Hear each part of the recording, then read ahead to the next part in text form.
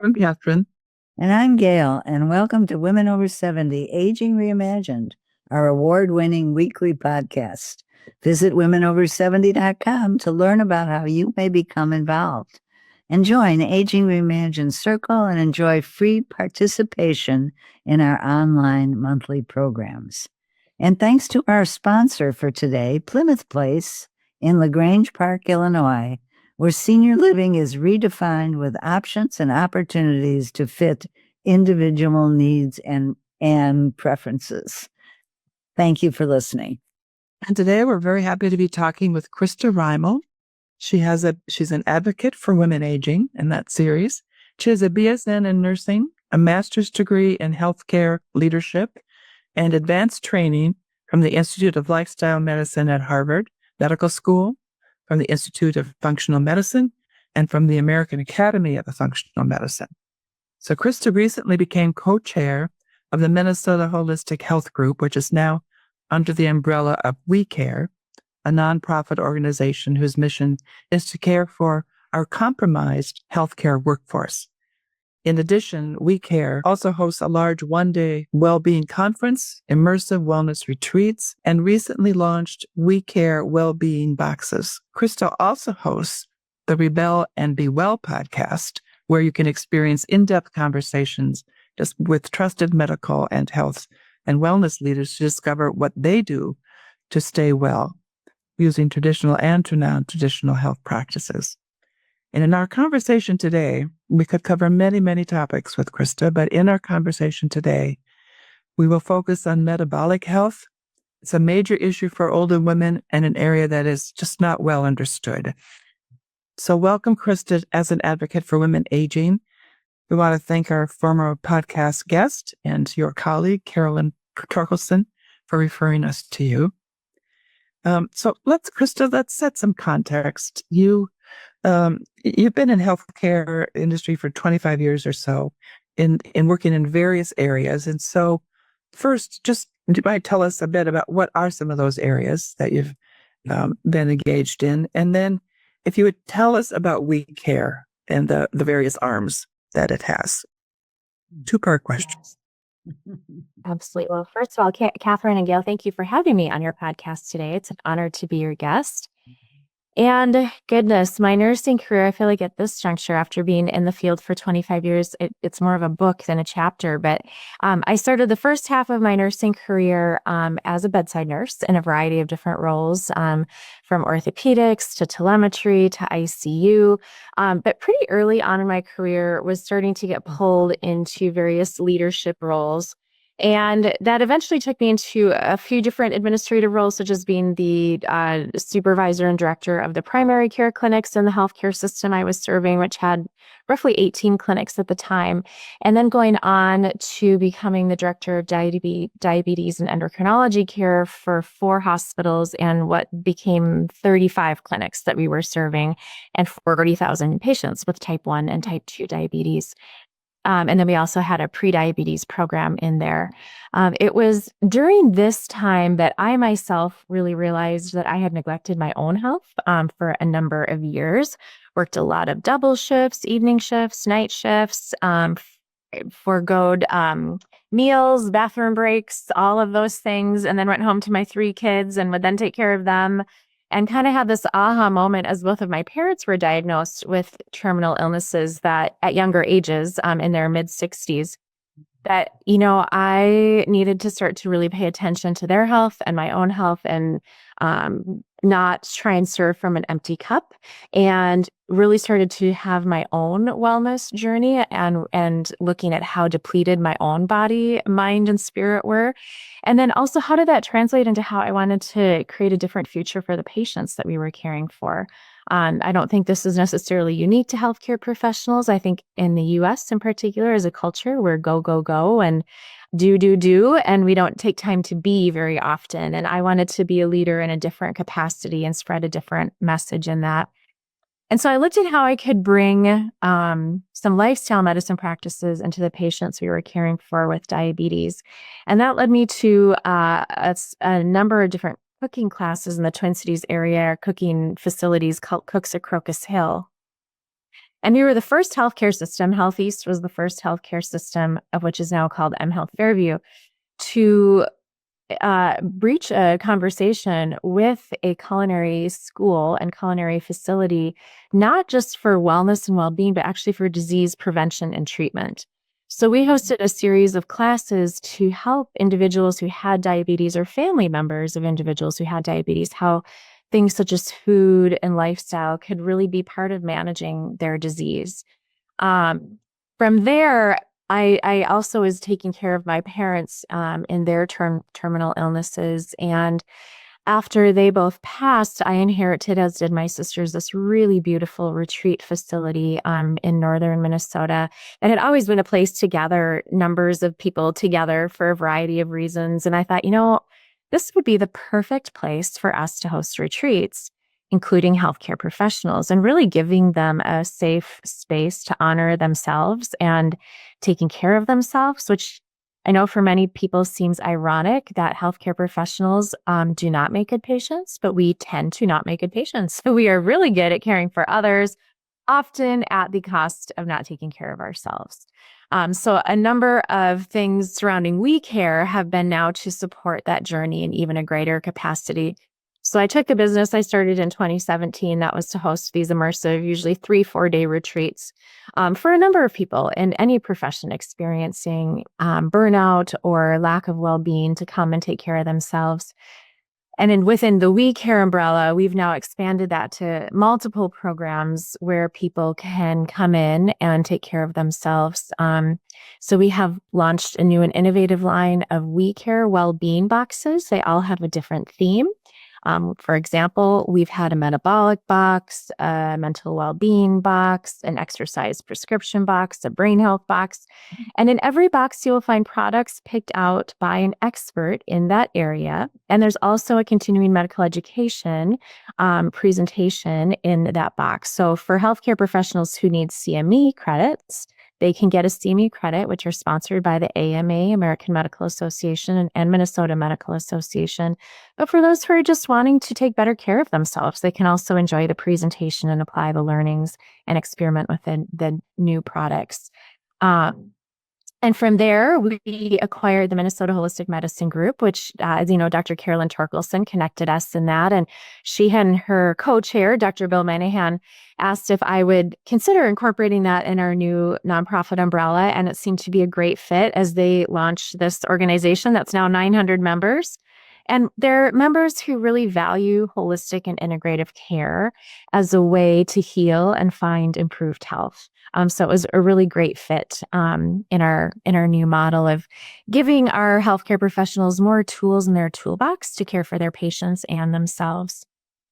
We host a one-day well-being conference every fall, which we hope to expand in 2026 to being maybe regional, but it's called the We Care Conference. And then we also host retreats. So I just came back from a women's retreat in Arizona, where what I love about our retreats is we had a woman there as young as 25 and a woman there who was the age of 80. And we all have this beautiful wisdom that we share with each other to really help support each other's health initiatives so that we can have this, health span and lifespan of more health than illness. We do have a lot of healthcare professionals that come because in everything that we do, we offer continuing medical education credits. But we love curious minds, and there's so many ways that healthcare professionals are patients too. Whenever someone asks, about the patient part, I'm like, well, we are patients, and I could, in a lot of ways, argue that we're the most neglected patients because we didn't really learn how to take care of ourselves, ironically, in nursing or medical school or any of the mid-level clinician programs. We were taught how to take care of others, and more than health, we were taught how to take care of disease. So we treat disease. There's so much of it in our country and in our world. But again, disease and well-being care have overlap and they have differences. So we really try and teach people how to prevent disease versus just always treating disease, both for themselves and for their patients. You are one busy woman. Yes.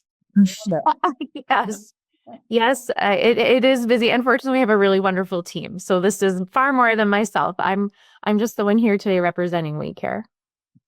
So, Krista, when we talked earlier, we talked, you could talk about so many different topics, and you suggested focusing on metabolic health for women as we age. And I was like, okay, so what does that really involve? What does it encompass? So let's go there. Let's have you give us a lesson on metabolic health as we age. Well, thank you for that. It is one of my favorite topics. Of course, it ties into the care that we provided to patients with diabetes for a big bulk of my career. But it is one of those topics that everyone should really be tuning into and seriously evaluating where they land in the metabolic health or disease spectrum. There was a recent study out of University of North Carolina, probably one of our most comprehensive metabolic studies done in the last 5 years. And what it concluded is in the top 5 measurements of metabolic health, only 12% of U.S. adults are metabolically healthy. So it's not just a diabetes thing. It is something we should all be paying attention to and leaning in and listening. Metabolic processes physiologically in the body impact our health and well-being or lack thereof in regards to brain health. So metabolic health is definitely linked and correlated to dementia, Alzheimer's, Parkinson's, which of course we know the more advanced we get in our age, the more likely we are to develop those diseases. And having compromised metabolic health, it definitely sets you up to have a higher risk of developing those diseases. Things like cancer. We also know our cancer risks go up with age. Metabolic processes also have a huge role in cancer treatment and prevention. So at the root, in trying to just kind of generalize cancer, it's cells kind of going haywire within your body and mutating at an abnormal rate. Well, when you are metabolically unhealthy, you have a much higher propensity for your cells to be recreating and reproducing in unhealthy patterns. And things like autoimmune disease. So when you have autoimmune flares, there's often some element of metabolic disease underlying in that. And to look at it from a really, head to toe systemic view, when you do not have metabolic health, meaning more directly, you have higher than normal blood glucose levels in your bloodstream, you think of your blood flowing from head to toe, and when you have more glucose than you should in your bloodstream, it's causing inflammation throughout your entire body. So that's why it's everything from brain to toe that metabolic health can impact. If your blood sugar levels are not within the normal ranges, and every decade of life, it gets harder and harder to keep your blood sugars in check for a number of reasons, of which I'll go into for women. It's going to affect every single organ, every single body system, and give you a higher risk of disease. And women have to pay attention to this, probably even more so, I would say, than men, because on top of blood sugar disruptions, we are also constantly having hormonal changes. So for women, who are going through perimenopause, menopause, and postmenopause, the disruption that we have in our estrogen, our progesterone, and our testosterone are very deeply correlated with how our metabolic systems are functioning. So we have a couple of stressors in there that put us at a higher propensity to having metabolic disease as women. So that's why I'm a really big advocate for this. In our boxes, our seminars, our conferences, our retreats, I often give our attendees a continuous glucose monitor because it's one of the best ways to get a glimpse into your metabolic health and how are you doing. And there are some general rules that apply to all of us, but there's also a lot of personalized data that when you wear a continuous glucose monitor for a few weeks, it's giving you your blood sugar readings 24 hours, 7 days a week for a 2-week period. And then you really understand, okay, well, where are my blood sugars rising and falling? And when they're going too high or too low, what can I do with my lifestyle to help mitigate those? Or where do I maybe even need to take this another step and seek out medical care because I'm in a state of being very compromised. And it's very common that women going through perimenopause all the way through postmenopause have a significant blood sugar disruption. Do those monitors need to be prescribed, or are they available over the counter? What would women do, Gloria, who want to monitor their blood glucose? sugar glucose. I mean, Such a good question, and a time that I finally have an answer that I'm happy that I can provide. They have been prescription only. And throughout my career in this area, I will tell you, I mean, we used to have to sit on the phone for hours talking to insurance companies to even get them to cover glucose monitors for people with type 1 diabetes who were very critically ill. And now we are finally in a place where they're easier to get. Although I would still say they're grossly underprescribed in the medical system for a number of reasons. But now there are 2 companies that have an over-the-counter continuous glucose monitor. So one is through the company called Dexcom. They now have an over-the-counter continuous glucose monitor called Stelo. I've worked with Dexcom and Stelo on a number of occasions. It's a wonderful product, great company. As is Abbott, they have now come out with a continuous glucose monitor that's over-the-counter called Lingo. They run anywhere between $50 to $100 over the counter. Now, they are not recommended for someone who has type 1 or type 2, or probably maybe even pre-diabetes, because they have a limited high range that it will go to and a limited low range that it will go to. So they are great for a preventative tool for someone who doesn't have significant metabolic disease. But if you have significant metabolic disease, then you would want to ask your provider about getting a prescription for a continuous glucose monitor. So you can really, if you are already hovering at a blood sugar high of about 250, that's about where the over-the-counters are going to max you out. And the prescription monitors go up to, say, 500. So that's the difference in the two. They both have great value. They both give great insight. But if you happen to wear an over-the-counter one and you're like, gosh, my blood sugars are either really low or really high within that 2-week study, then that's a good conversation to bring to your provider to see if you need to dig a little deeper. Mm-hmm. Are metabolic panels that doctors do through blood tests the same kind of thing? Does it give the same results? Yeah, this is kind of how I say it. It's a macro level. So the labs that we test in clinic or in the hospital are a big high level view, a 30,000 foot view. The continuous glucose monitor is that micro, precise, personalized view. So if you went to your doctor, and for a lot of your women listening, they should be getting A1C labs done every 6 months or once a year. Your A1C is a 3-month snapshot averaging out your blood sugars. So if your number in that A1C range is running high, it's going to tell you you're having metabolic dysregulation and disease erupting. But what it's not going to tell you is what is exactly causing that and when. So Gail, you could be having high blood sugars at 8 o'clock at night after eating, X, Y, and Z. Well, Catherine, you might have blood sugar disruption early in the morning because your liver is having more impact than, say, your pancreas, and that's going to show up in the morning more than after a meal.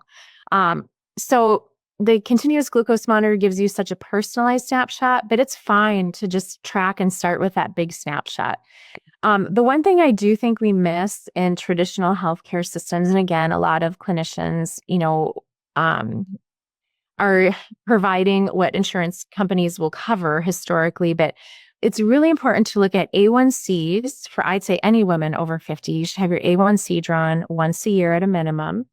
It's also good to get a fasting blood sugar drawn once a year. But equally as important and often missed is having your insulin level drawn with that fasting glucose. Because there's a couple of differences in those processes. And if your insulin's high and your glucose is high, then it gives us a little bit more information to work with. So those are kind of the 3 gold standards that most insurance companies cover. Sometimes clinicians don't order that fasting insulin, and it is okay to ask for it. I would advocate for you to advocate for yourself, and then discuss the continuous glucose monitor, or just go get one. It's not uncommon that even physicians don't know entirely what to do with the data from the continuous glucose monitor, or they don't understand which are covered and which are not. Are they over the counter? Are they prescription? So it's okay to really advocate for yourself and ask questions. You mentioned that lifestyle, of course, plays an important factor. But can you talk about some of the holistic approaches that would aid with prevention and being able to monitor situations. Are there any particular ones, or I know it depends on the person's situation, but some general rules absolutely apply, and things that I would recommend for women are having more and more protein in your diet. Protein is a really good blood sugar regulator. So just with every meal, remembering to have a source of protein in there. Oftentimes, little tips and tricks like eating your vegetables and your protein before your carbohydrate can really even help balance your metabolic health. So it's sometimes patterning your meals different. Um, and it's tough in the US. We see all these commercials of cereal and bagels and toasts, and they're all really yummy. I mean, we all love them, but for your blood sugars, they're the worst way you can start your day. Even things like oatmeal with milk and fruit. Very common breakfast promoted. And I know, I'm so sorry. Everyone's probably like, Kitty, I don't want to hear what she has to say. But that has been probably one of the most impactful lifestyle modifications we make with people with blood sugar disruption is don't start your day with a heavy carb meal, which oatmeal, milk, and fruit are. I'm not saying don't ever have it. I mean, I don't, I'm like, this is not a deprivation thing, but usually our bodies are better prepared because of our hormones to handle those later in the day than first thing in the day. Now, of course, a continuous glucose monitor can really validate that for you if it's a problem. But things like, even if you're going to have oatmeal, add chia seeds, add hemp seeds, add flax seed. At least you're getting a few more nutrients in there. But try and maybe start, like, could you have a hard-boiled egg? Let it sit for a little bit. And then maybe an hour later, enjoy your oatmeal. Protein is going to help neutralize blood sugars so you're better set for the rest of your day. I would also say sleep hygiene is really important. Your body gets very stressed when you do not sleep well. And I know sleep is we all have so many challenges with sleep. And again, for women, hormones changing and shifting is very sleep disruptive. And that's why sometimes, I get this question a lot, well, why are my blood sugars so high in the morning? They shouldn't be this high. It's because we have other organs in our body that are working hard overnight, such as our liver, to keep our blood sugars balanced when we're not eating. And sometimes stress will give the wrong signals to our liver, and it will let go of too much glucose in our bloodstreams. And our stress hormone called cortisol naturally rises in the morning to wake us up. And it's supposed to do that job. But when we have our cortisol too high in the morning, because say the day before was very stressful, then we didn't sleep well the night before, our cortisol is going to be so high in the morning that will inevitably end up causing a high blood sugar, because cortisol blocks your body's ability to use its insulin well, especially in the morning. So good sleep, lots of protein. And the third thing I would say, and I can't say this enough for women in particular, is muscle. Muscle helps you metabolize everything better. And I think as women, historically through time, the images we've been shown are tall, lean women.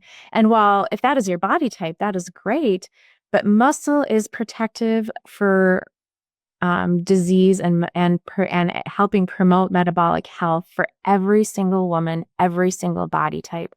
And as you age, we just lose muscle. It comes off every year. So making a concerted effort to keep building muscle will help you have a better chance towards building metabolic health as you age versus seeing metabolic health decline.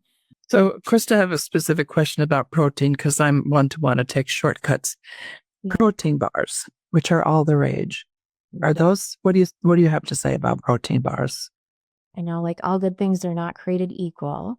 So it's a little bit of a tough question. There's some protein bars on the market that are like, ooh, you might as well just eat a candy bar or, anything else that you wanted to eat. So I would pay a lot of attention to the carbohydrate content in there and the protein content. So the protein grams should be equal or higher than the carbohydrate grams. And please know, I'm not saying all carbohydrates are bad, but I think in our diet, in our country, we naturally get carbs so easily. I mean, fruit, veggies, rice, pasta, breads, they all have carbs. Lever drinks have a lot of carbs. So I think we struggle more, generally to get the protein in. If it's going to be a matter of, say missing an important meal or having a protein bar and you're not intentionally trying to fast, then I think protein bars are great. I would just use some discernment. And generally speaking, if there's a lot of ingredients on the ingredient list you can't pronounce, I would toss it. You should know more ingredients than you don't know in anything, really. Oh my goodness, there's so much I want to ask you about all of this. And I think the work that you're doing, Christa, is just fabulous and really appreciate it. I have to get on your list so I can maybe come to a retreat or something. Yes. Yeah, That'll be so fun. love to do that. And just the whole idea of well-being and care, how that overlaps. That's really terrific. Disease and well-being, I think, is what you said. Yeah. And endocrinology itself is a fascinating subject for me. Yeah, it is. I mean, you're right. We could probably talk for 10 hours about metabolic. So especially when you get CGMs involved, but yes, but thank you for caring about this. And, the sooner we have this information, the better. That's what I just, I remind every woman, don't worry about what you didn't know yesterday. Just focus on what you are learning today and carry it forward. Very excellent advice. Thank you, Christa, so much. Thank you, Gail. It's been very fun. And I hope to see both of you again soon. So listeners, we'd like to see more of you at our monthly online programs. Make your voice heard as together we change the conversation about women aging. And visit Aging Reimagined Circle at womenover70.com. And if you enjoy Women Over 70, we recommend another podcast with host Wendy Green, Boomer Banter, real talk about aging well. Wendy takes you on a journey to explore how to live vibrantly and healthfully with strong relationships and purpose as we age. Wendy covers topics around financial literacy, mental and physical health, relationships and purpose, and her new subject is metabolic health. Thank you for listening, everyone.